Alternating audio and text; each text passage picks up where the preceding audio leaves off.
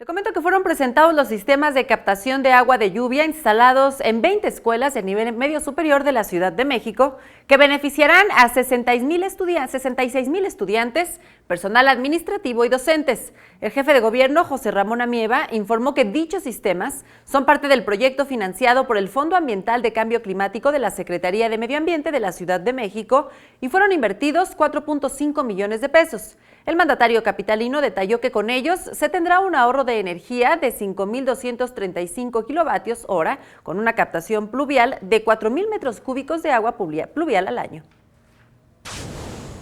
Este programa, que va relacionado con la parte de conservación, de acción climática, solamente abarcará estas 20 escuelas, con un costo de 250,000 pesos aproximadamente en escuelas, que incluye la instalación de los sistemas y la capacitación respectiva. Sería el alcance para este ejercicio.